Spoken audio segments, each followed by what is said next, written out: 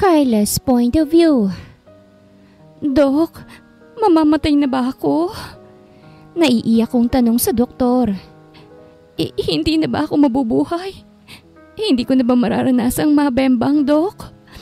Dok, expired yata yung gamot na itinurok mo sa petsa ko nung nakaraang buwan eh. OA na akong OA, pero ayoko pang mamatay. Ang dami ko pang pangarap sa buhay eh. Gusto ko pang sirain ang buhay nila tita, na sinasabing walang mararating ang pamilya ko. Marami pa akong taong yuyurakan. Pagkatapos ko kasing magpa-check up, biglang naging weird ang pakiramdam ko after 1 month. Madalas akong masuka, naging emosyonal lang din ako, at para akong palaging naglilihi.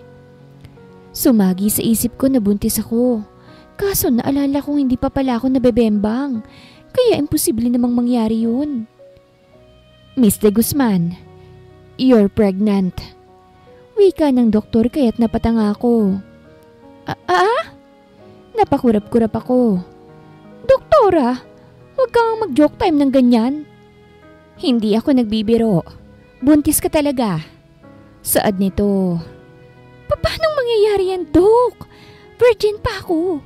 Daliri ko palang nipapasok sa pechay ko. Imposible namang may mod takils tong daliri ko, Dok. Hindi ba pagod ka lang, Dok? Baka pagod ka lang, ha? Miss De Guzman, may sobrang laking kasalanan ako sa'yo. Feeling ko maiiyak na si doktora. Ako ang dahilan kung bakit nabuntis ka. Doktora, anong ibig niyo sabihin? Hindi gamot ang naituro ko sa'yo nung nakaraang buwan. Mahinang sambit niya. Sperm siya ng isang lalaki. I am very sorry, Miss De Guzman. Matagal bago nag-process sa isip ko ang kanyang sinabi. Doktora, bakit naman ganun? Hindi ko alam kung anong mararamdaman ko. Paano na to? Ang dami ko pa namang pangarap. Magagalit sila nanay at tatay nito eh. Miss De Guzman, pasensya ka na talaga ha. Hindi ko kasi napansin na napagpalit pala yung gamot at sperm. I'm sorry talaga. Sincere na sabi ni doktora. Kung gusto mo babayaran na lang kita, kahit magkano pa. Huwag mo lang ako idemanda. Ayoko mawalan ng trabaho. Ayoko mawalan ng lisensya. Hindi ako sumagot at natulala na lamang. Hindi nga nagpabembang, nabuntis naman ng biglaan. Nasabi ko na rin sa father ng baby yung totoo. Mahinang sabi ng doktora. Biglang bumukas ang pinto kaya't napalingon ako roon. Tumambad sa akin ang gwapong doktor na halatang rich kid. Masungit ang mukha nito at magandang build ng kanyang katawan. Doc Javier, sabi ni doktora bago ito lapitan. Siya yung sinasabi ko sa inyo. Yung mali ko nang naturukan ko. Tinitigan ako ng doktor. Hindi ko kinayang mapanuring titig nito kaya't napaiwas ako ng tingin. Iwan mo muna kami, doktora. Parang may kumiliti sa sistema ko dahil sa gwapong boses nito. Tumango si doktora sa lalaki bago lumabas. Nang maiwan kami ng lalaking doktor sa loob, bigla akong nakaramdam ng pagkailang. How much do you want? Biglang nagsalita ang lalaking doktor. Ha? Hindi ito sumagot. Dinukot nitong wallet niya at inihagis sa akin ng isang black card. Sabihin mo kung magkanong kailangan mo at ipadadala ko sa card na yan. Seryosong sabi nito. After you receive the money, umalis ka na rito. Lumayo ka kasama yung anak mo. Mata pobre to ah. Hindi ko nagustuhan ang sinabi nito kaya't hinagis ko pabalik sa kanyang card niya. Anong tingin mo sa akin? Bayaran? Gusto ko siyang sapakin at ingud-ngod. Ang yabang-yabang mo? Kayo na itong may atraso sa akin, kayo pang nagmamataas. Alam mo bang para sa fiancé kong sperm na yun? Kapag nalaman niyang nagamit na yun at may nabuo pa, mas malala ang mangyayari sa'yo. Malamig na sabi nito. O anong pakialam ko sa inyong dalawa? Hindi rason yun para magmataas ka ng ganyan. Just accept the money. For sure yun lang din naman ang habol mo. Aw! The heck? Initlugan ko siya. Tingnan natin ngayon ang yabang niyang talipandas siya. Hindi pa ako nakontento. Kinuha kong 100 puro mamiso at 5 piso sa bag ko. Isinaboy ko yun kay doktor na mayabang. Ayan, salamat sa espermong mayabang ka ha. Dahil sa'yo mapapatay ako ni nanay. Inirapan ko siya bago padabog na lumabas ng office ni doktora. Nakita ko naman si doktora sa isang gilid. Baka sa mukha nito na sobrang kabado siya. Para rin siyang matatae anumang oras. Doktora, yan ang account number ko. Inabot ko sa kanya ang isang papel. Ipadala mo dyan ang perang ibibigay mo. Kahit magkano, wag lang bababa sa 200,000. Tayo lang din sanang makakaalam kung ayaw mong mawalan ka ng lisensya. Hindi ko na hinintay pang sumagot si doktora at tuluyan ng umalis. Ayoko nang tumagal sa ospital na yun at baka may maoperahan ako ng walang anesthesia. Pero bakit naman nabuntis agad ako? Maktol ko habang sakay ng taxi. Diyos mio, siguradong sandamakmak na sermon na matatanggap ko nito eh. Ang masama, mabugbog pa ako nila nanay at tatay. Yabang-yabang ko pa noon. Sabi ko, aabutin ko muna ang pangarap ko at magpapayaman. Tapos buntis naman ako ngayon. Kainis. Iha, ganyan talagang realidad. Tanggapin mo na lang ang bata na nasa sinapupunan mo. Tutal nag-enjoy ka naman habang ginagawa yan. Sabi ni Manong driver. Manong, hindi ho ako nag-enjoy. Tugon ko na lang bago mapahinga ng malalim. Nang makarating sa bahay ng tita ko kung saan ako tumutuloy, agad akong nag-impake. Babalik na muna ako sa probinsya. Hindi ko naman kasi pwedeng ilihim to. May lahi pa namang CCTV camera tong si nanay. Siguradong malalaman niya rin agad ang nangyari sa akin. Babayaran naman ako ni doktora. Pwede kong gamitin ang perang yon para magpatayo ng business sa probinsya. Oh, saan ka pupunta? Tanong ni tita nang makalabas ako dalang maleta ko. Aalis ka? Saan ka pupunta? Babalik muna ho ako sa probinsya. Sagot ko.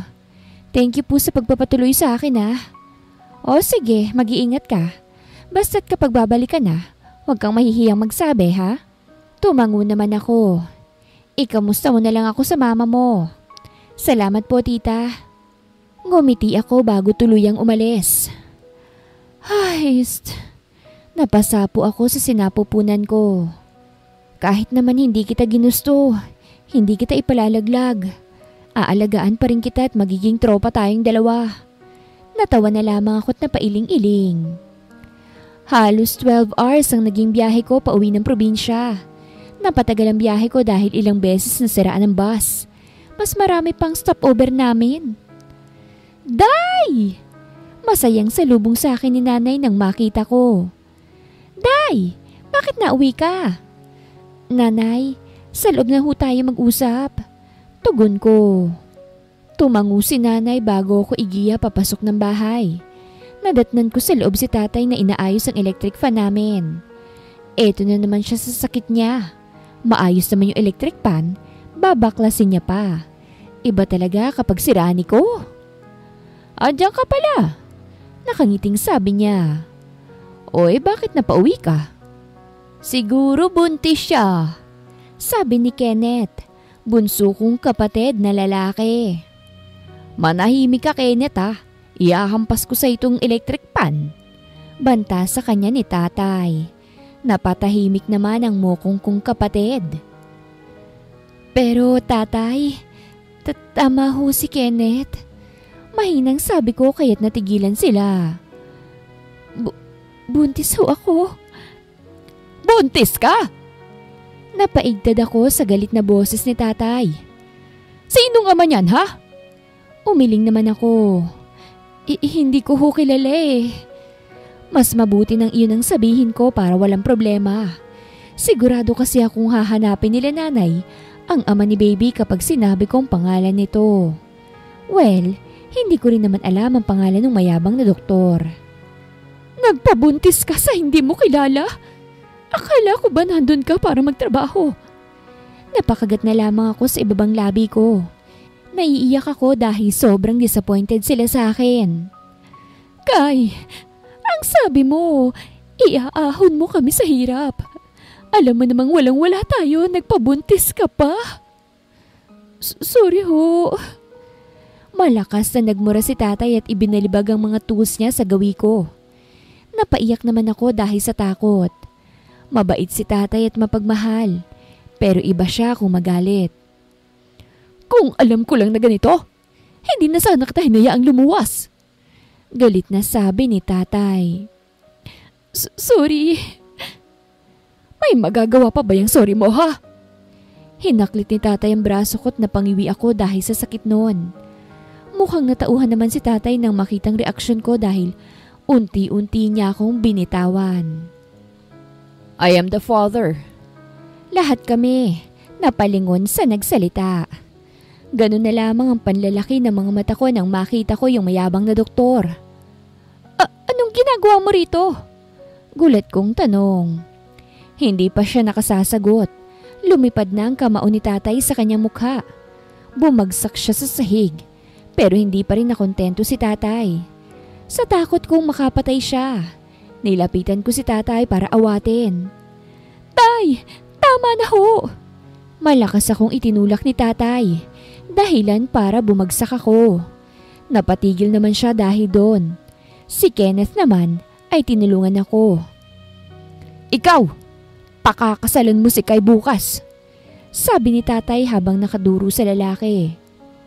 Huwag mong subukang tumakas dahil nasisiguro kung papatayin kita. Pumasok si tatay sa kwarto. Sumunod naman si nanay. Naiiyak ko namang nilapitan tong mayabang na doktor. Sabog ang nguso niya. Dumudugo rin ang ilong niya. Alam ko rin kaagad na magkakaroon siya ng black eye. Kenneth, kuhanin mo yung medicine kit. Ikuha mo rin ako ng yelo. Utos ko sa kapatid ko na agad namang sumunod. Binalingan ko naman si Yabang. Ayos ka lang ba? Bakit ka ba kasi sumunod ka rito? At saka paano mo nalaman tong bahay namin? Tanong ko sa kanya. Ano bang pakialam mo? Masungit na sagot nito. Malakas na kaltok naman ang ibinigay ko sa kanya. Aray ko! Inaano ba kita? Ayusin mo yung pagsagot mo ha. Tinatanong kita ng maayos kaya huwag mo akong sagutin ng pabalang. Singhal ko sa kanya. Umirap lang ang mokong bago punasan ng dugo sa nguso at kanyang ilong. Dapat pala hinayaan ko na siyang matodas ni tatay eh. Pagkatapos kong gamutin ang sugat mo, umalis ka na. Sasabihin ko na lang kay tatay na malakas lang ang trip mo. Hindi ako aalis. Ako naman talagang tatay ng dinadala mo. Seryosong sabi nito. Hindi ko siya magets. Bakit biglang gusto niyang panagutan ako? May balak ba siyang kuhanin ng baby pagkatapos kong manganak? Nang dumating si Kenneth, inagaw nitong medicine kit at yelo. Siya mismong gumamot sa sarili niya. Doktor ako. Alam kong ginagawa ko. Masungit na sabi nito. Hoy! Huwag mo akong niyayabangan ng ganyan ha. Kayo na nga itong nagkaroon ng atraso sa akin tapos ang yabang mo pa? Singhal ko sa kanya. Sinamaan ko rin siya ng tingin para daman niya ang inis ko. It's not my fault. Para sa fiancé kong sperm na yun. Kasual na sagot niya. Oh, may fiancé ka pala eh. Mas lalong kailangan mo nang umalis rito.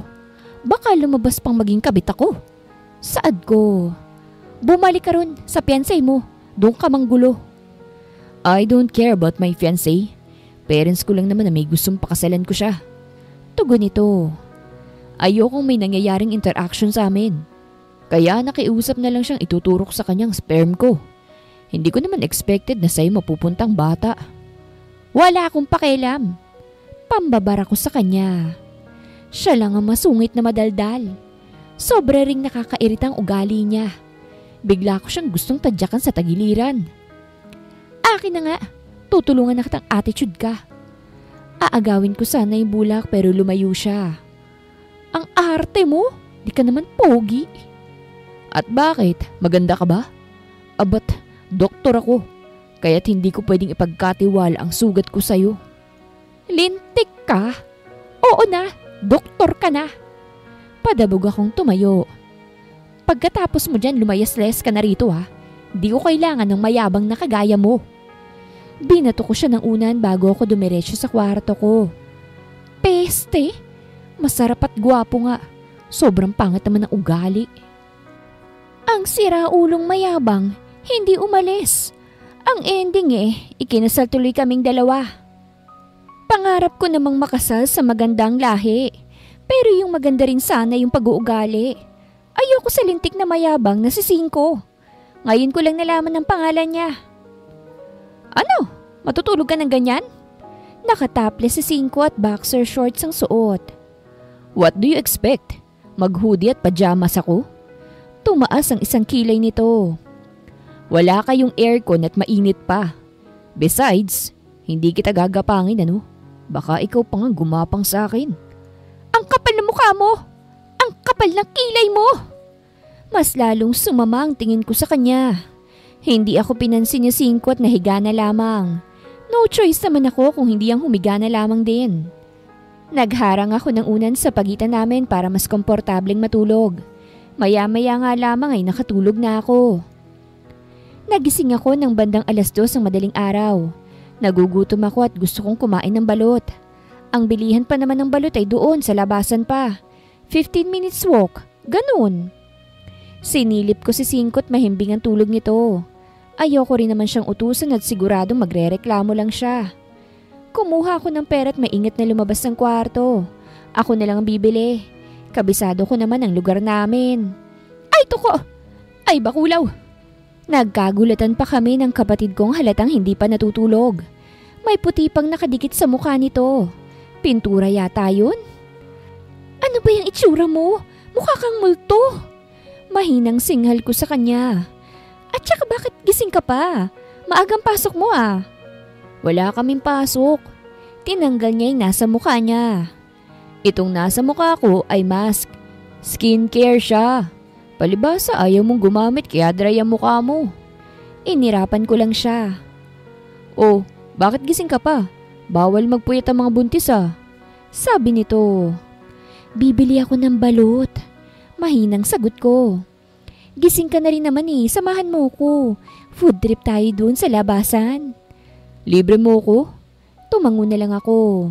Hindi naman kasi sasama ang hampas lupa na to kapag hindi na libre. Lumabas kaming dalawa ng bahay. Nagtahulan pa ang mga aso. Tinahulan naman ni Kenneth pabalik ang mga ito. Sira ulo ka kapag tayo hinabol niya na. Sinamaan ko siya ng tingin bago batukan. Tumawa lamang ang mokong bago lagyan ng sombrero ang ulo ko. Ayan, bawal mahamugan na buntis. Tarantado yung kapatid ko pero sweet yan. Mas lamang nga lang ang pagiging tarantado niyan. Nang makarating kami sa kanto, mas nauna pang mamili ang kapatid ko. Bumili siya ng ihaw-ihaw. Nagpabili na rin naman ako. Dumiretso ako sa nagtitinda ng balot. Bumili ako ng isang balot at isang penoy. Ang sarap! Parang naiiyak kong sabi. Buti na lang itong balot ang napili ng anak ko para makain ko. Food trip lang ako doon. Pinipigilan kong sarili ko na maraming makain dahil hindi naman siya healthy. Kaso hindi ko talaga kaya. Miss, kung gusto mo, libre kita. Alok ng isang matandang lasing. Ay hindi na ho. Sagot ko. Huwag ka nang magpakipot. Sabi ng kasama nito. Minsan lang may matipuhan itong kaibigan ko Yuck! Hindi mapigil ang komento ko. Wag ho ako. Kakakasal ko lang ho Uy sus!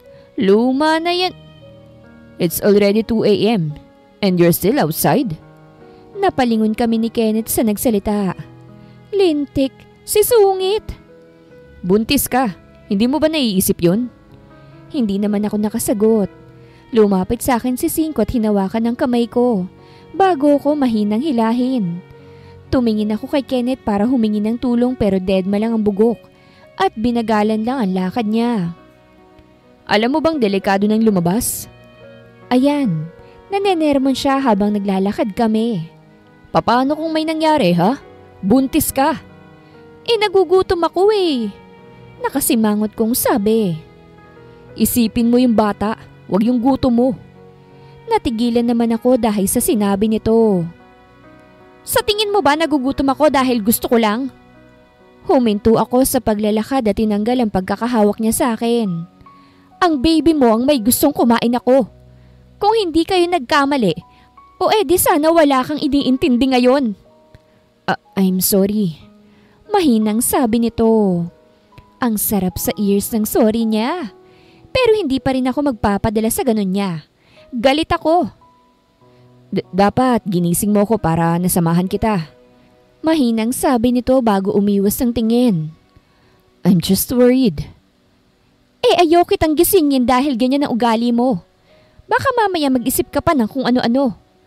Umirap ako para hindi bumagsak ang luha ko. Diyan ka na nga, leche ka. Sorry na. Dinig ko pang sabi nito. Hindi ko na siya pinansin at dire-diretso na lang na umuwi. Bahala siya sa buhay niya. 5's point of view. Until now, she's still mad at me. Hindi niya ako pinapansin. Kapag kakausapin ko siya, tatango lang siya at aalis. Kuya Cinco, patulong daw po si tatay sa pagbilad ng palay. Sabi ni Kenneth. Tumango naman ako bago lumabas ng bahay. Dumiretso ako sa likod bahay at nadatnan ko si tatay na nag-uumpisang magbilad. Nandun din si Kai, habang nagduduyan at kumakain ng cupcake. Kaya mo ba? Tanong ni tatay. Itinango ko ang ulo ko. Bago lumapit kay tatay, hinubad ko muna ang sando ko para hindi marumihan. Lumapit ako kay Kai at pinahawak sa kanya yun. Hawakan mo muna saglit, sabi ko. Umirap lang ito bago kuhanin ang damit ko. Hindi naman nakatakas sa paningin ko ang pasimple niyang pagsulyap sa katawan ko. Kaya napangisi ako. Nilapitan ko si tatay at tinulungan sa pagbibilad. Hindi naman ako nabigatan dahil nagbubuhat na ako sa gym. O salamat, nakangiting sabi ni tatay. Ay, alam mo bang noong araw ganyan din ang katawan ko.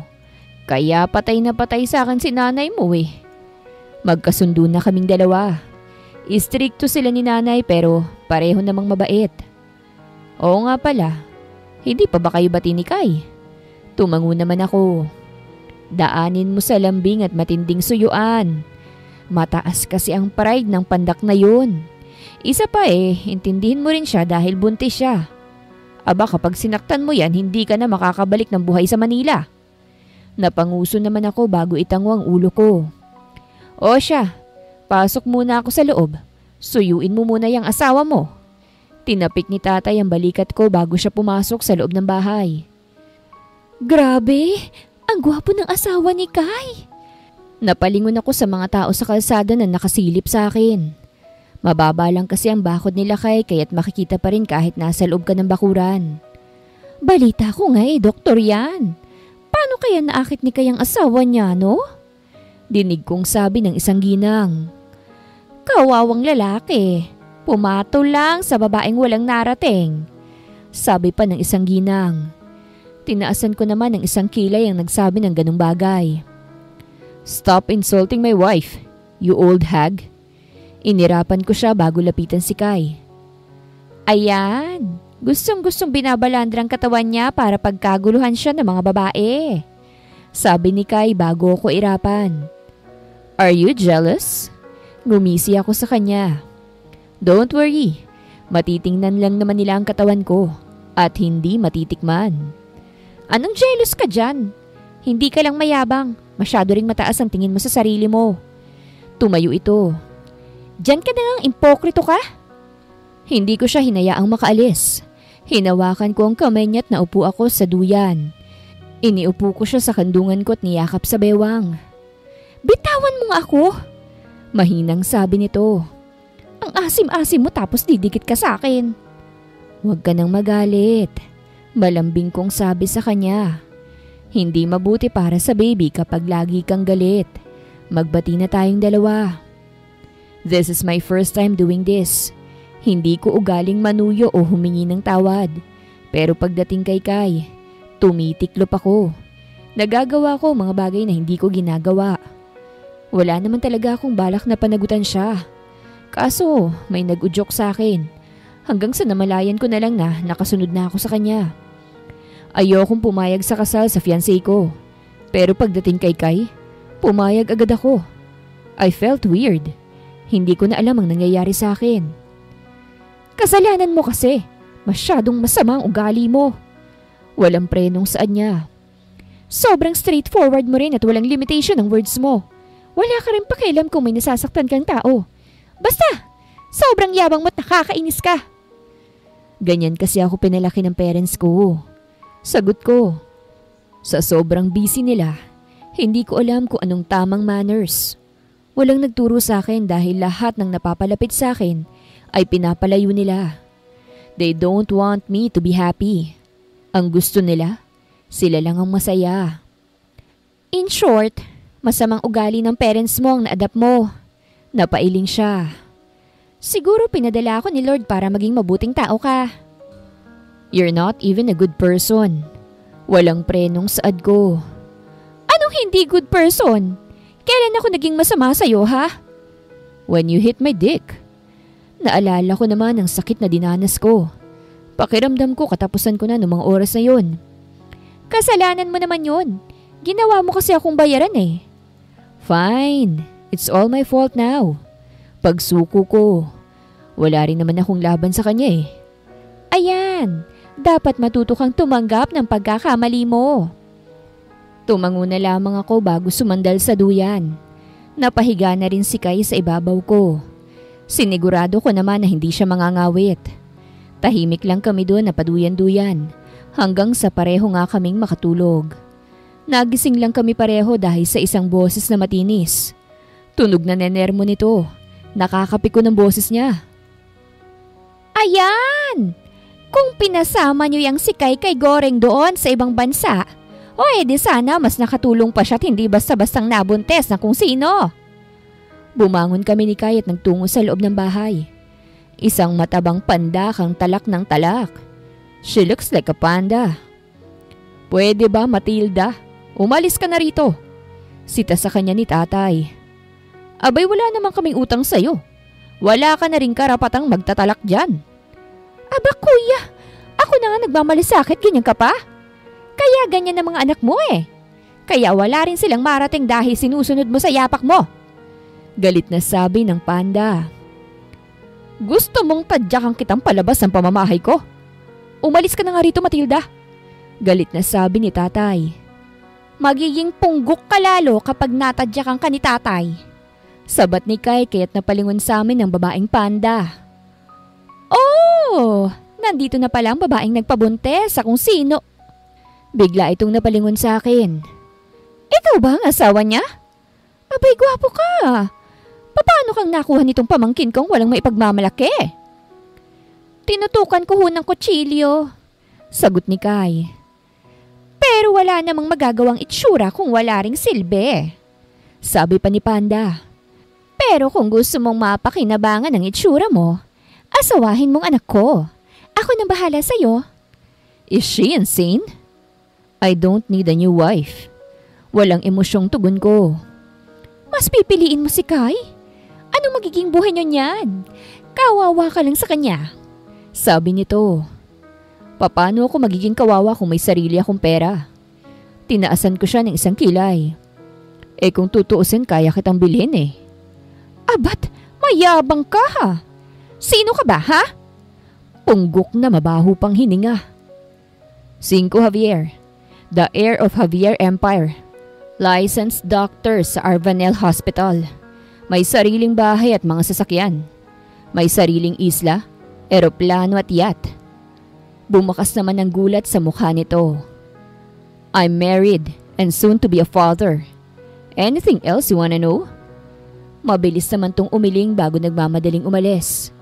Bigla namang pumalakpak si Kai, kaya't dumako sa kanya ang aking tingin. Sa buong pagyayabang mo, ngayon lang ako natuwa sa'yo. Nag-thumbs up pa to sa akin.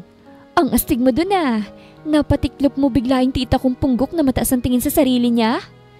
Small things, tugon ko lang. Napatawa naman to. Finally, she's smiling again. Hindi na siya yung palaging nakasibangot na akala mo matandang dalaga. Oh, bakit ka nakatitig? Tinaasan niya ako ng isang kilay. Iniisip mo bang kamukha ko si Tita Punggok? Abat, huwag mong subukan at baka hindi kita matansya dyan ha? I'm not saying anything. Tugon ko. Isa pa, you're far from her. Si nanay ang kamukha mo. You're both beautiful. I'm just staring at you because you smiled. I miss seeing your smile, Kai. Namula ang buong mukha nito. "Namumula ka," sabi ni tatay sa kanya. "Ganyan na ganyan ang nanay mo kapag kinikilig sa akin eh." "Anong kinikilig ka dyan, tay? Hindi ako kinikilig, no?" Asik ni Kai bago umirap. "Mainit lang ang panahon. Diyan na nga kayo't makapaligo na nga." Nagmamadali itong nagtungo sa kwarto namin. Hindi ko naman maiwasang mapatawa dahil halatang nataranta ito. Dumako ang tingin ko kay tatay. Nag-thumbs up pa to sa akin. Ipinahihiwatig niyang successful ang Oplan panunuyo ko. First time manuyo. Masarap pala sa feeling. Kyla's point of view. Hindi ko ina-expect na magiging maaliwalas ang aura ni Cinco. From laging bugnutin at masungit, natuto na siyang ngumiti at hindi magsungit. Naging maasikaso na rin siya at nagiging good listener na. "Cinco, try mo kaya umuwi muna. Baka hinahanap ka na sa inyo." Saad ko sa kanya. "Isa pa, baka mawalan ka na ng trabaho. May nagbabantay naman sa akin dito eh." Nanghingi ako ng personal leave kaya kahit matagal akong wala, ayos lang. Sagot niya. "Isa pa, ayokong umuwi. Ipipilit lang akong pakasalan ng fiancé ko kahit ayoko." "Eh di sabihin mo kasal ka na. Ipakita mo yung wedding ring natin." "You don't know my family, Kai. Siguradong gagawa ng paraan ang mga yon para mapaghiwalay tayo." Hinaplos nito ang buhok ko. Marumi silang maglaro. "Mas marumi ako, no? Naliligo kaya ako sa putikan?" Tugon ko. Napatawa naman to at napailing na lamang. Nagpaplano pala akong magpa-transfer na lang sa ospital rito. Mas mabuti, mas malapit akong nagtatrabaho para nakakauwi ako. Saad niya. "Mas gusto mo rito sa probinsya?" Tumango naman siya. "Eh paano na yung buhay mo sa Maynila? For sure mas marami kang ganap doon at mas marami kang kaibigan doon." "Pwede naman tayong pumunta roon kapag gusto natin." Tugon niya. "Isa pa, plano ko nang magpagawa ng bahay rito. Bahay nating dalawa." Bakit ba parang ibang tao siya bigla? Siguro crush niya ako. Wala lang. Asumera lang ako. Talent ko kaya mag-assume. "Willing kang ipagpalit ang buhay mo sa Maynila para lang sa simpleng buhay rito sa probinsya?" Tanong ko. Tumango naman siya. "Sayang yun, Cinco. Siguradong mas marami kang opportunity sa Maynila. Don't worry kung inaalala mong anak mo. Hindi ko naman siya itatakas." "It's not just about the child, okay? Marami lang akong narealize magmula nang tumira ko rito." Nakangiting sabi niya. "O sige nga, magbigay ka nga ng isang realization." May itinatago pala akong mabuting kalooban. Tunog proud ang boses nito. Parang hindi naman. "Ang galing mo palang mag-joke. Idol na kita." Pagbibiro ko sa kanya. Umirap naman to bago pisilin ang ilong ko. Kainis. Pinipisil pa niya, hindi na nga matangos eh. "Kumain na lang tayo sa labas," sabi niya. "Treat ko kayo nila nanay." "Treat na naman. Ang dami mo nang libre sa amin." Tumayo ako mula sa pagkakakandong sa kanya. "Ako naman ang manlilibre sa inyo. May pera ako kaya't hayaan mo na't huwag ka nang kumontra pa." "Kung gusto mo kaming ilibre, use this card." May inabuto sa akin na itim na card. "Yan ang gamitin mo kapag magbabayad ka na." Napasimangot ako. "O di ganun din. Parang ikaw rin ang magbabayad." "Kai, we're husband and wife, right? Ang lahat ng sa akin ay iyo. Kaya pera mo na rin yung nasa card." Napaisip ako dahil sa sinabi niya. "Don't overthink too much. Susunduin ko si tatay dun sa kapitbahay. Sabihan mo na si Kenneth at nanay na magbihis." Bago pa ako makapagsalita, mabilis nang umalis si Cinco. Hindi ko alam kung nagoyo niya ba ako o naguguluhan lang ako. Napailing na lamang ako bago pumasok sa loob ng bahay. Agad kong pinagayak sila nanay. Tuwang-tuwa naman si Kenneth dahil magpapalibre daw siya. Nagsusuot ako ng bra nang biglang pumasok si Cinco. Nagulat naman to nang makita ang ayos ko. "Sorry." Mabilis tong tumalikod sa akin. Nahihiyang ipinagpatuloy ko naman ang pagbibihis ko. Okay na." Nang humarap si Cinco, pulang-pula ang buong mukha nito. Nagmukha na siyang kamatis. O okay ka lang? Utal kong tanong. Very fine, sagot niya. Hintayin niyo lang ako sa labas. Magbibihis lang ako saglit. Parang mas gusto kong panoorin siyang magbihis na lang. Lumabas ako ng kwarto at nadatnan ko si Nanay at Kenneth na nasa sala. Todo pa pogi si Kenneth. Maasim naman. Ako ang manlilibre kaya't bawal kang magturo ng magturo ah. Sabi ko kay Kenneth. Huwag mo ring utuin ang Kuya Cinco mo. Tatamaan ka talaga sa akin. Ate, gusto ko ng bagong cellphone. Nakangusong sabi niya. Sira na yung cellphone ko eh. Ang hirap pa namang gamitin sa research. Kenneth, nagpapabili ka rin ng laptop. Kailangan mong mamili dahil isa lang ang kaya kong i-provide. Tugon ko. Laptop na lang. Mas kailangan ko ngayong graduating na ako. Sagot niya kaya tumango na lang ako. Nang makalabas nga si Cinco, umalis na kami ng bahay. Sumakay kami sa tricycle ni tatay na isang tornilyo na lamang ang hindi pumipirma. Pagdating sa mall, nag-aya agad akong kumain sa isang Korean restaurant. Gusto ko kasi ng kimbap. Yun ang trip ng baby namin ni Cinco eh. Thank you sa libre ate ah. Nakangiting sabi ni Kenneth na maganang kumakain. Kumain lang kayo dyan. Hayaan yung ispoil ko kayo kahit ngayon lang. Nakangiting sabi ko. Halos matagal-tagal din kami doon sa Korean restaurant dahil napasarap ang kain namin. Nang matapos kami ron, naghiwa-hiwalay muna kami.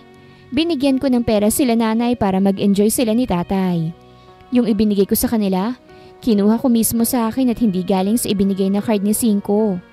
Ang ipinambibili ko ng laptop ni Kenneth, galing din naman sa akin. Ang ganda nito! Nakangiting sabi ni Kenneth habang nakatingin sa isang cellphone. May ganito yung classmates ko eh. Bilhin mo na, I'll pay. Sabi ni Cinco sa kanya. Nilingon ko si Cinco at inilingan. Cinco, mahal yan. Wag na okay? Kai, I want to spoil your family too. Malambing niyang sagot. Advance graduation gift ko na lang kay Kenneth. Cinco, wag na. Sobrang laki na ng gastos mo sa pamilya ko eh. Ayokong abusuhin. Let me, please. Biglang nag-beautiful eyes ang mokong. Please, baby. Please, baby. Punyemos. Feeling ko may bulating gumigiling sa tiyan ko. Hindi mo ako madadaan sa ganyan, Cinco. Mrs. Javier, please. Takte. Oo na nga. Inis kong sabi. Pero last na to ha. Tatamaan ka talaga sa akin. Napa-yes naman si Kenneth. Habang si Cinco naman ay bigla na lamang akong hinalikan sa gilid ng labi. Nakakainis. Bakit hindi sa lips? Pagkatapos mabili ang laptop at cellphone ni Kenneth, nag-grocery naman kami bago umuwi. Nagpaiwan si nanay at tatay dahil magmo-motel pa raw silang dalawa. Kuya Cinco, thank you rito sa iPhone ah.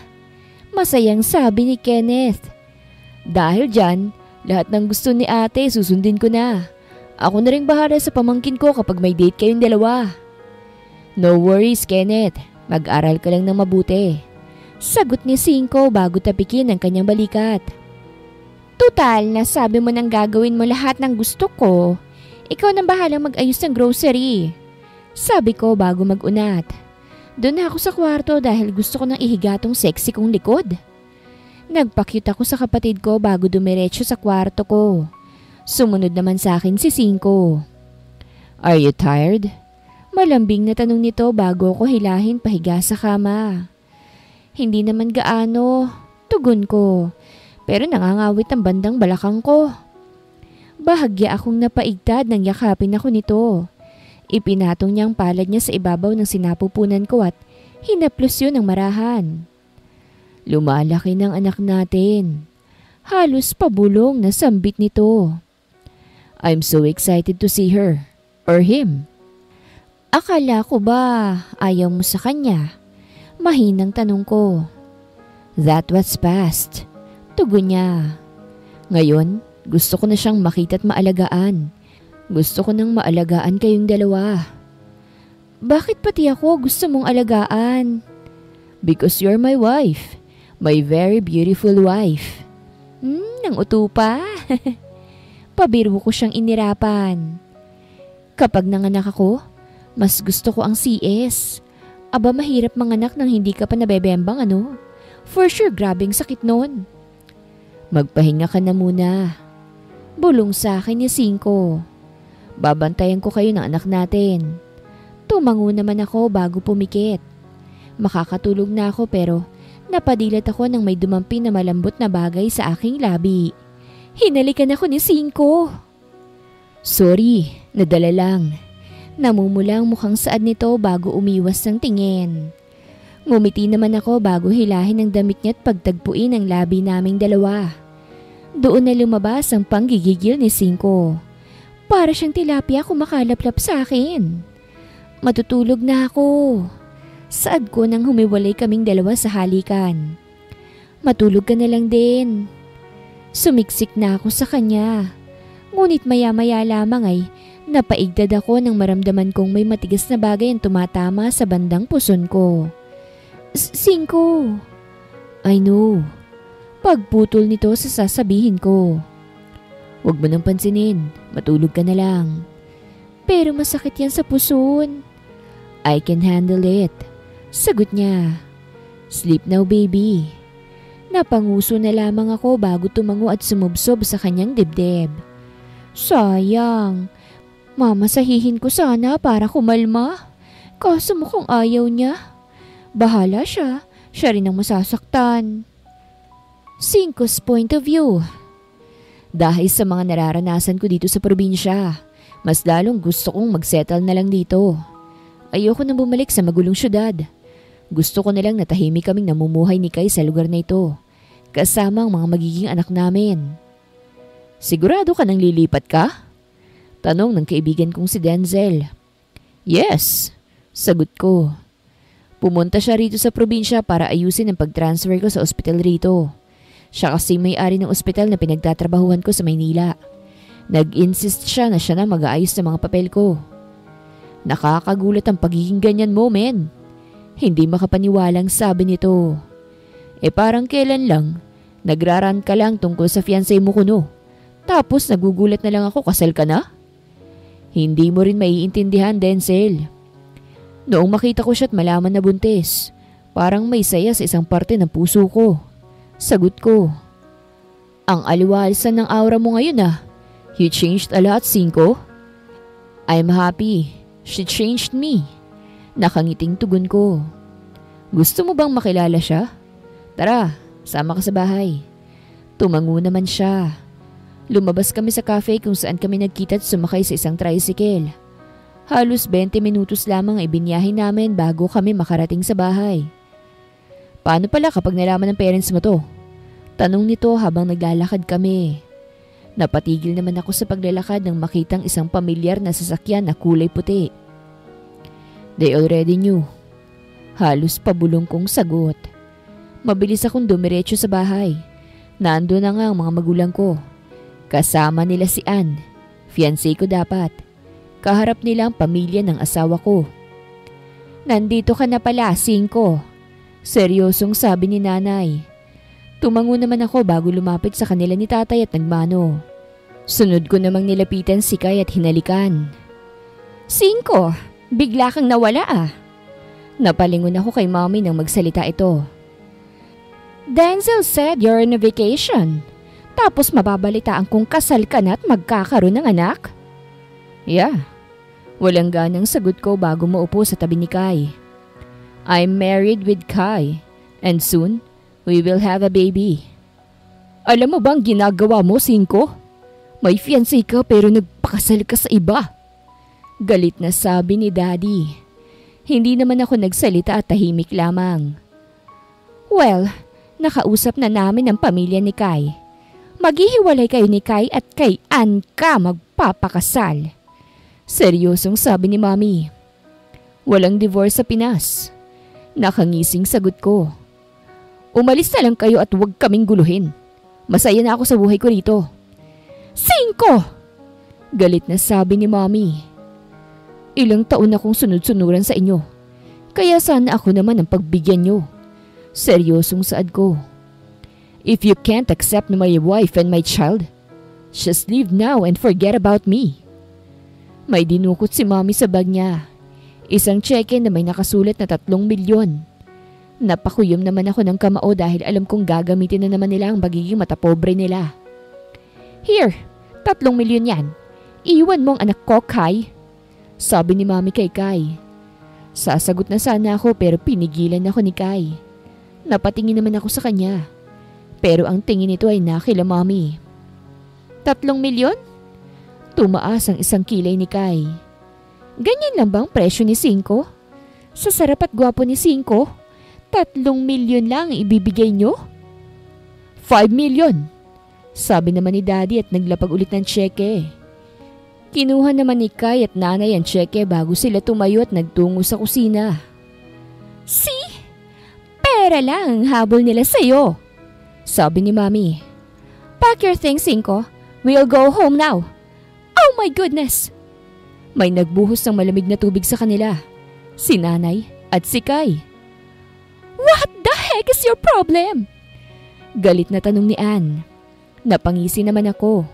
Ngising sobrang proud. Kayo ang may problema. Galit na sagot ni Kai bago ibalibag sa kanila pabalikan tseke. Pupunta kayo rito at mamaliitin kami? Tapos magtatanong kayo kung anong problema namin? Kung akala nyo madadaan nyo kami sa pera, nagkakamali kayo. Hindi ko na kailangan yan. Mayaman kaya si Cinco. Kayo pa ang bibigyan ko ng pera eh. Napatawa naman ako bago haplusin ang likuran ni Kai. Cinco, yan bang pinagmamalaki mong asawa? Binabastos niya kami. Galit na sabi ni Mommy. Kayo ang unang nambastos. Gumanti lang sila. Kaswal kong sagot. And yes, I am proud of my wife. Umalis na kayo kung ayaw niyong ihi ng baka ang sunod na ibubuhos ko sa inyo, sabi ni Tatay. Nagbanta pa sila Daddy bago sila padabog na umalis. Wala sa sariling napapalakpak naman ako habang proud na nakatingin kay Nanay at Kai. I'm so proud. Nakangiting sabi ko habang pumapalakpak pa. Mata pobre ang pamilyang meron ka? Inis na sabi ni Nanay bago naupo. Yes, they are. Tugon ko. Don't worry po. Nasa side niyo ako. Ako na pong bahala sa kanila. Sisiguraduhin ko pong hindi na sila makakalapit pa sa inyo. Ang ganda-ganda pala ng fiancé mo, sabi ni Kai. Mahahalata sa boses nito ang hindi pagkagusto. Baby, you're more than beautiful. Tugon ko, bago siya hilahin at iupo sa aking kandungan. Walang papantay sa iyo, okay? Huwag mo nga akong utuin. Pagsusungit nito sa akin. At baka sa iyo kumaibuhos ang galit ko dun sa pamilya mo? Sorry na po.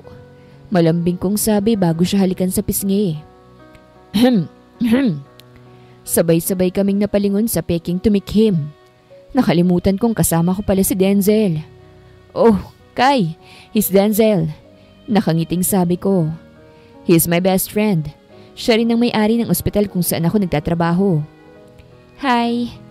Tumayo si Kai at lumapit kay Denzel tsaka nakipagkamay. Ako si Kai. Ang gwapo mo. Napasimangot naman ako bago tumayo't lumapit sa kanila. Mabilis kong tinapik ang kamay ni Denzel para bumitaw sa asawa ko. Chill bro, nagagwapuhan lang sa akin ang asawa mo. Masyado ka namang seloso. Nakangising saad nito.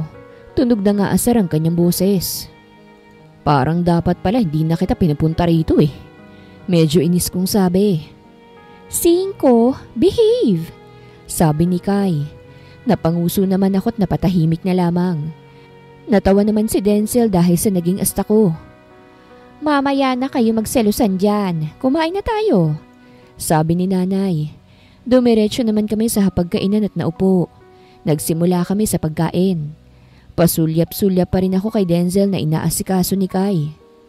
Kai, I'm your husband. Maktul ko. Ako ang asikasuhin mo. Kaya na ni Denzel ang sarili niya, no? Bisita siya. Nakakahiya naman kung hindi ko aasikasuhin. Tugon niya. Huwag kang siloso dyan. Walang mali siya rito. I'm freaking jealous. Parang batang maktol ko. Alam mo bang nasasaktan ako dahil sa ginagawa mo na yan ngayon? Wow! Yung tono mo parang mahal mo na ako ah. Nahipan ka na ba ng hangin? I do love you, Kai. Pagputol ko sa sasabihin niya. This is not all about our child, okay? I'm serious about our marriage. I do love you, baby. At sobrang selos na selos ako dahil sa pag-aasikaso mo kay Denzel. Napatitig naman to sa akin. Ang mga kasama namin ay naibagsak ang hawak nilang kutsara. Mahal mo na ako? Tulalang tanong ni Kai. Yes, Kai. Walang halong biro. Seryosong sagot ko. Kahit ipasagasa mo pa ako sa tricycle, hindi ako nagbibiro sa feelings ko. Tumango naman siya at walang emosyong tumayo. Nagtungo to sa kusina kaya't napanguso na lamang ako. Nabigla ko yata siya. Nakangusong sabi ko. Kinikilig yun, sabi ni nanay kaya't napatingin ako sa kanya. Ipupusta ko ang itlog ng asawa ko. Tumatalon yan si Ken ngayon sa kusina at walang boses na tumitili. Nagtungo naman ako sa kusina at hindi nga nagkamali si nanay. Tumatalon nga si Kai at walang boses na tumitili. Ginugulo rin ito ang sariling buhok habang nakangiti siya. Para siyang nababaliw na. Kai, pagtawag ko kaya't napatigil siya. Are you okay? Napoposes ka na ba? Napaayos naman siya ng tayo bago tumikhim. Ang sabi mo, mahal mo na ako? Sigurado ka ba talaga dyan? Baka mamaya trip mo lang ako ah. Kailanman hindi ko ginawang biro ang feelings ko. Tugon ko. At kahit ito ang first time kong magmahal, hindi ako pwedeng magkamali na pagmamahal na ang nararamdaman ko. Okay. Napakagat to sa kanyang ibabang labi. Ano kasi? It's okay, baby. Hindi naman ako nagmamadali. Nakangiting sabi ko. Okay lang kahit hindi ka pa handa. Willing akong maghintay. Hindi ako mapapagod na hintayin ka na mahalin din ako. 5. Naglakad to palapit sa akin. Mahal na rin kita eh. Sinabi ko sa sarili ko na hindi ako mahuhulog sa mayabang na kagaya mo. Kaso, hindi rin napigilan. Napamahal na ako sa'yo kasi sobrang caring mo. Bukod doon, gwapo ka pa't masarap. Ang galing mong kumuha ng puso ng babae kahit pa kaugali mo si Lucifer. Ang lakas ng tibok ng aking puso dahil sa kanyang sinabi. Parang kinakapos din ako sa hininga. Mamamatay na yata ako eh. Really? Kagaya mo, hindi ko rin ugaling mag-joke about sa feelings ko. Hinawakan niya ang kamay ko. Kahit na hindi magandang unang pagtatagpo natin, alam ko namang sasaya ako sa piling mo, 5. Mahal kita. Sinapo ko naman ang magkabilang pisngi niya at ipinagtagpo ang labi naming dalawa. Promise that I will be a good husband and father. Naiiyak kong sabi. Lahat din ng mananakit sa iyo ay mananagot sa akin. I love you so damn much, Kyla. Mahal na mahal ko kayo ng anak nating dalawa. Ngumiti lang ito bago sumiksik sa dibdib ko. Nakangiting niyakap ko naman siya at hinaplos ang mahaba niyang buhok. Biglang dumako ang tingin ko sa pintuan ng kusina. Nandun ang lahat at nakatingin sa amin. Ngumiti ako sa kanila at nag-thumbs up. Ganito pala kapag nagiging mabuting tao ka. Nakakatagpo ng true love. Kyla's point of view. Huyo kayo ngayon sa akin. Sa sobrang haba ng pubic hair ko, napaibig kong masungit at jablong si 5. Kailangan ko lang palang manipa ng itlog para lang matagpuan ang forever ko. Paano kapag mamatay tayo dyan sa loob ng bahay niyo at ipasalvage ako?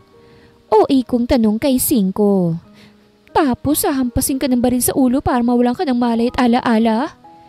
Baby, stop watching brutal movies, okay? Iba nang naiisip mo eh.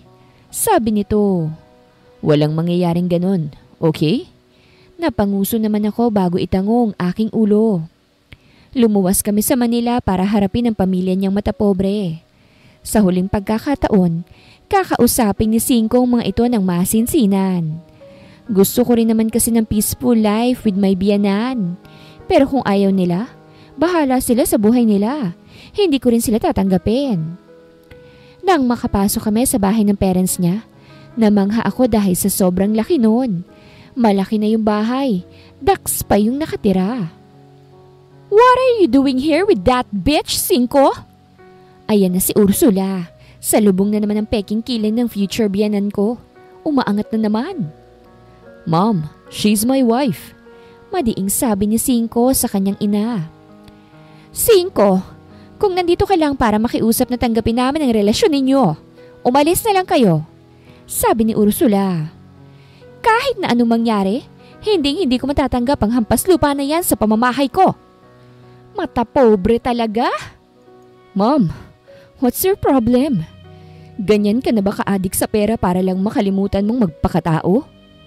Napalingon ako kay Cinco dahil sa mapait na boses nito. Humarap kami rito bilang tao. Mom, ang gusto ko lang naman ay matanggap niyo ang magiging pamilya ko. Mahirap ba yung hinihiling ko? This is my only wish. Can you just be happy for me? Ewan ko, bigla na lang akong naiyak. Ramdam na ramdam ko kasi ang sakit sa kanyang boses. Umuwi na tayo. Umiiyak kong sabi kay Cinco. Bumalik na lang tayo sa amin. Ayos lang naman sa akin kung hindi nila tayo matatanggap eh. Hindi sila invited sa binyag ng baby natin. Why are you crying? Natatawang tanong niya bago punasan ang luha ko. Stop crying, baby. Kasi ang lungkot-lungkot ng boses mo. Umiiyak kong sagot. Tapos ang sama pa ng ugali ng mami mo. Hampas lupa daw ako. Siya yung ihahampas ko sa lupa eh. How dare you to talk to me like that? Galit na sabi ni mami. Mama mo. Singhal ko sa kanya bago hilahin paalis doon si Cinco. Huwag na tayong babalik rito ha. Ayoko nang may maaway sa'yo maliban lang sa akin. Okay po, hindi na po. Tugon niya. Sumakay kami sa kanyang sasakyan. Nagmaneho naman agad si Cinco patungo sa kondo niya. Doon muna kaming dalawa at bukas na kami babalik sa probinsya. Are you okay now? Malambing na tanong nito nang makarating kami sa kondo niya. Magaan na bang pakiramdam mo? Tumango naman ako bago yumakap sa bewang niya. Natawa naman to bago ako iupo sa kanyang kandungan. Baby, kung hindi ka pa po okay, hayaan mong paligayahin kita gamit ang dila ko. Pabulong niyang sabi. Nakiliti naman akong bigla, lalo na yung fem-fem ko. Huwag kayo dumadamobs na itong doktor ko. Nabiyak ng bataan ko ng malaking laguna niya. Manahimik ka nga. Sabi ko na lang. Mamayang gabi na lang ako papayag. Kailangan ko muna mag-shave. Nakakahiya naman kung ang ipapakain ko sa kanya ay may buhok. I love you, my baby. Sabi nito bago ako halikan sa pisngi. Napapikit na lamang ako bago sumiksik lalo sa kanyang hard chest. Ang plano ko ay pipikit lamang pero nakatulog na nga ako.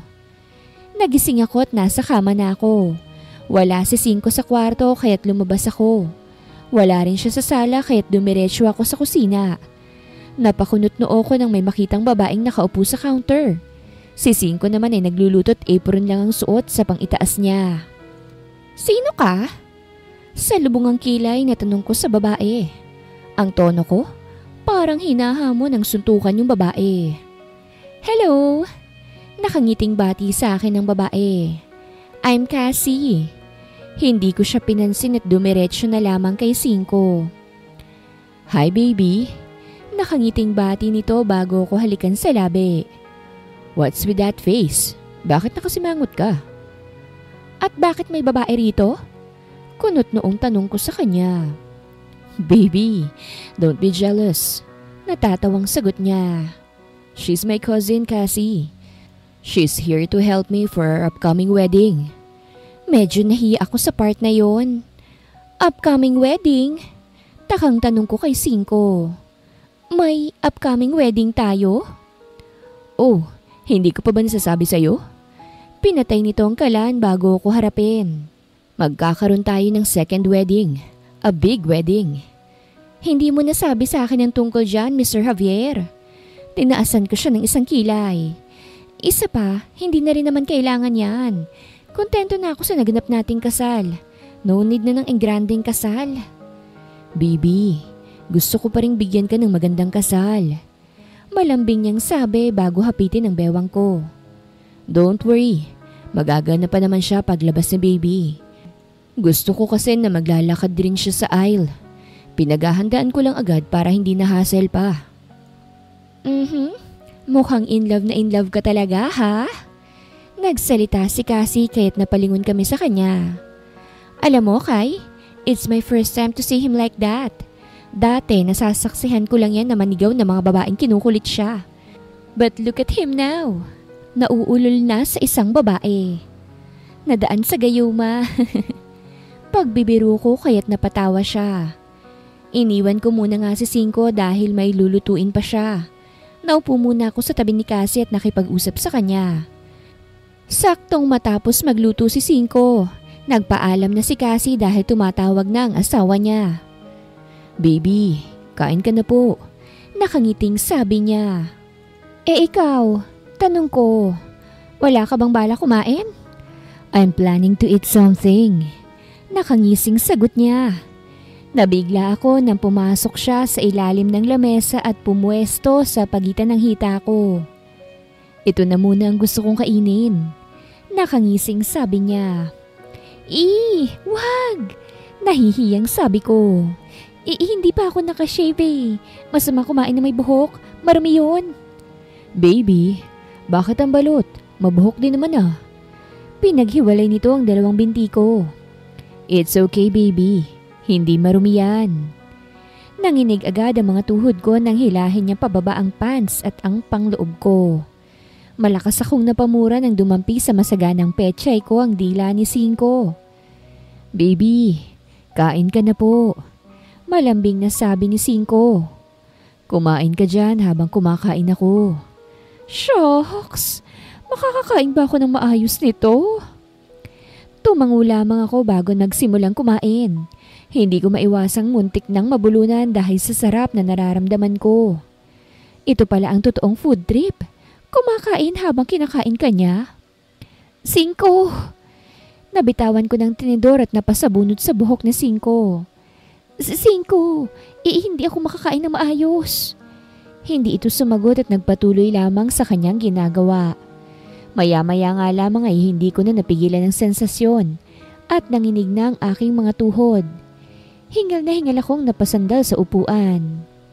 Ang sarap, sabi ni Cinco bago umalis sa ilalim ng lamesa. Ikaw lang ang nakakain ng maayos eh. Hinihingal kong sambit. Let me feed you. Tugon lang nito. Tinanggal nito ang pagkakatali ng apron bago siya umupo. Akala ko ay wala na siyang gagawing kababalaghan. Pero nabigla ako nang ilabas nito ang kanyang mahaba at mataba at tayong-tayong pagkalalaki. Here, kandong kita at susubuan kita. Nakangising sagot ng mokong. Bago pa ako makapag-react, walang hirap ako nitong binuhat at iniupo sa pagkalalaki niya. Mahabang ungo lamang ang lumabas sa aking bibig nang sumagad yon sa aking loob. Heaven! Trip mo ko ngayon ah. Sambit ko bago umayos ang upo. Namiss lang po kita. Sagot nito bago sumandok at subuan ako. Laking pasasalamat ko dahil hindi siya gumalaw, kaya't nakakain ako ng maayos. Nang maubos ang pagkain, tsaka lamang nagsimulang gumalaw si Cinco. Mahigpit akong napahawak sa gilid ng lamesa. Sinusulit na ni Cinco ang kalayaan niyang makabayo dahil malapit na ang araw na bawal na siyang pumasok sa akin. Ang sikip mo. Bulong nito sa akin. Masikip talaga yan. Tugon ko. Natawa ito at mas lalong gumalaw ng may gigil. Mukhang nakakaiwas naman si baby sa loob kaya't carry lang. Ilang sandali nga lamang ay naramdaman kong mainit niyang gravy sa loob ko. Ang dami niyang inilabas. Pwede na ngang magsawsaw ng manok. I love you so much. Bulong nito sa akin. Hinding-hindi na kita pakakawalan. Paano kung humadlang pa rin ang pamilya mo sa atin? Tanong ko. Ipaglalaban kita. Sagot niya. Kahit maubos ang pera ko para maipaglaban ka, gagawin ko pa rin. Kakampi mo ko at palagi kitang kakampihan kahit pamilya ko pa ang kalaban. Grabe naman, Ang sarap naman po ng ibinigay ninyo sa akin. Mapapatanong ka na lang talaga kung deserve ko ba siya. Mahal din kita, Cinco. Nakangiting sabi ko. Handa akong makipagsuntukan para lang maipagtanggol ka rin. Ngumiti lamang ito bago bigyan ng halik sa labi.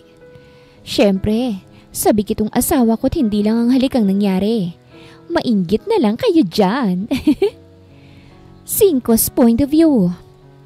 Doc, successful! Nakangiting sabi sa akin ng assistant nurse ko. Ang galing-galing mo po talaga. Mamaya na tayo magsaya. Tugon ko. Siguraduhin niyo munang wala ng problema sa pasyente. Yes, Doc. Tugon nito. Tumango ako bago lingunin ang mga kasama ko sa operation room. Job well done, everyone. Ngumiti ako sa kanila bago lumabas ng operating room. Doc, how's my son? Naiiyak na tanong ng ginang. Success po ang operasyon, sagot ko. Natanggal ng bakal na tumusok malapit sa puso niya. Nagkaroon lang ng internal bleeding kanina pero nagawa namin ng paraan. Wala na ring damage na ugat. Sa ngayon, hintayin na lang nating magising ang pasyente. Thank you po. Naiiyak na sabi ng ama ng bata. Ngumiti lamang ako bago mag-excuse. Hinubad ko ang operation uniform ko't itinapon.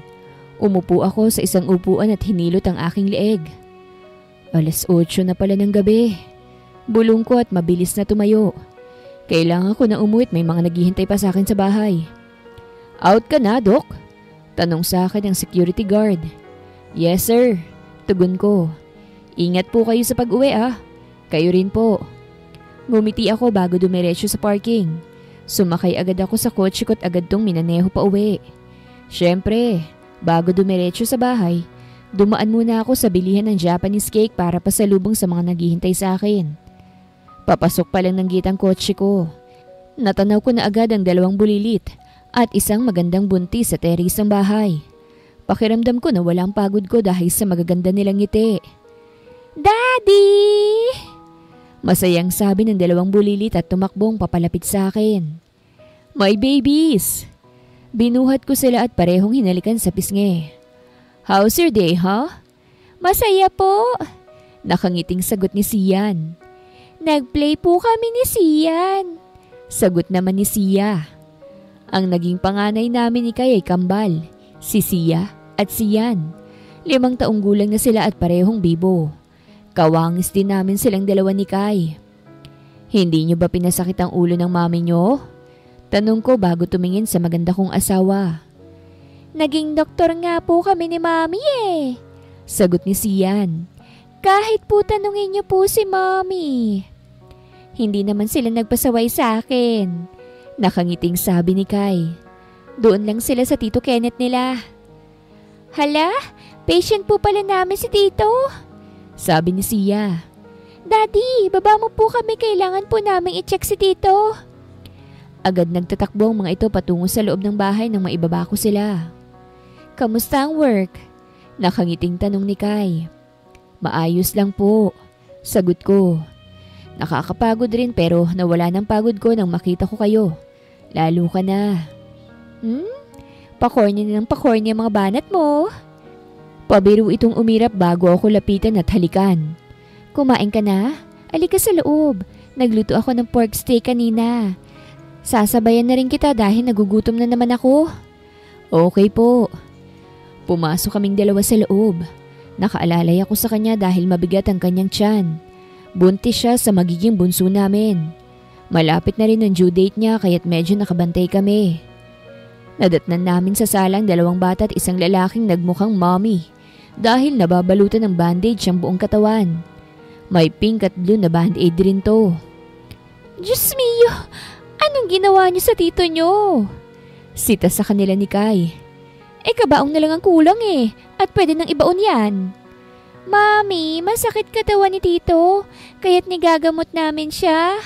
Sagot ni Sian. Kawawa naman po si tito kapag hindi nagamot Kaya pa? Tanong ko kay Kenneth. Napahinga ito ng malalim bago itango ang kanyang ulo. Kayang-kaya pa. Hinding-hindi susuko para sa mga pamangkin. Natawa naman kaming 2 ni Kai. Kambal, Dahan-dahan sa paggamot sa tito nyo ha. Maaga pang pasok sa work niyan bukas. Sabi sa kanila ni Kai. Nag-thumbs up lang ang kambal. Dumiretso kami ni Kai sa kusina. Pinaupo ko siya't ako nang naghain. Alam ko kasing nabibigatan siya sa kanyang tiyan. Hindi pa po ba sumasakit ang tiyan mo? Tanong ko. Sinusumpong lang kaninang tanghali. Sagot niya. Akala ko nga mapapaanak na ako pero nawala rin naman kagad. Bukas iko-confine na kita, okay? Kailangan nasa ospital ka na dahil baka biglang manganak ka. Malamyos kong sabi. Sige po. Tugon niya. Nakahanda na rin naman yung mga gamit namin ni baby kaya wala ka nang dapat alalahanin. Nakangiting tumango lamang ako bago ilapag ang pagkain namin. Nang makaupo nga ako ay nagsimula na kaming kumain. Aw! Daing ko nang bigla akong sipain ni Kai. Bakit? Kumirot lang yung tiyan ko Sagot niya bago huminga ng malalim. Ayan, wala na. Bigla akong nakaramdam ng kaba. Natatakot ako na baka mapaanak siya. 5! Tubig! Maya-maya isambit niya. Teka, kukuha ako. Akmang tatayo ako pero hinawakan itong kamay ko. Nagtaka naman ako habang nakatingin sa kanya. 5! May tubig sa upuan ko. Mahinahong sambit niya. 5! Manganganak na ako. Oh, shit! Agad ko naman siyang nilapitan at inalalayang makatayo. Para akong hihimatayin nang makitang pumutok na ang panubigan niya. Doktor ako, pero kapag nanganganak si Kai, hindi ako mapakali. Kenneth! Pakikuha yung mga gamit ni Kai at baby sa taas. Manganganak na si ate mo. Tarantang sabi ko. Mabilis namang sumunod si Kenneth. Tumulong naman ang kambal para mailabas ang mami nila. Diniretso ko agad sa kotse si Kai. Mommy, are you okay? Alalang tanong ni Sia. Ngumiti lamang ang pawis na si Kai. Nang makasakay si Kenneth, nagmaneho na agad ako. Habang nasa biyahe, nabugbog ako kay Kai. Hindi ko naman naiwasang mapangiwi dahil sa mga daing niya. Napapagaya kasi ako Nang makarating na sa ospital, bumaba agad kami at sinalubong ng nurse at doktor. Akala ko, si Kai ang ilalapag nila sa wheelchair. Pero si Kenneth ang kinuha nila at inilapag. Teka, hindi ako! Sabi ni Kenneth. Yung ate ko pang mga anak. Huwag niyong pansinin itong mga bandage. Design lang to. Oo nga naman. Siya nga ang mukhang pasyente dahil sa mga bandage niya sa katawan. Agad namang nilapitan ng nurse ang asawa ko at iniupo sa wheelchair. Nakasunod lang kami sa kanila. Lumalabas ng ulo ng bata. Sabi ng doktora. Kailangan na natin siyang dalhin sa delivery room. Ipinasok na si Kai sa delivery room. Hindi na ako sumama dahil baka mahimatay lang din ako. Ninenervyos kasi ako kapag nakikita kong nanganganak si Kai. Nasa labas lamang ako at tahimik na nagdadasal. Sa sobrang nervyos ko, hindi ko na napansin na dumating sila nanay. Nabalik lang yata ako sa ulirat nang makarinig ako ng iyak ng baby. Nangilid agad ang luha ko habang nakatingin sa pinto ng delivery room. Daddy, kapatid po ba namin yung iiyak? Tanong ni Sia. Tumango naman ako bago sila yakaping magkapatid. Pinaayos na nga sa amin ang papel at kwarto ni Kai at inayos ko muna. Nang matapos ay dumiretso agad ako sa kwarto niya. Nadatnan ko itong nakaupo sa hospital bed. Kalong ang isang malusog na sanggol na dumedede sa kanya. Babae ang baby natin. Nakangiting sabi niya. Naiiyak naman akong lumapit sa kanya. Tumulo ang luha ko nang masilayan ang magandang mukha ng bunso namin. Kamukhang kamukha mo siya. Nakangiting sabi ni Kai. Ang ganda niya. Sagot ko bago punasan ang aking luha.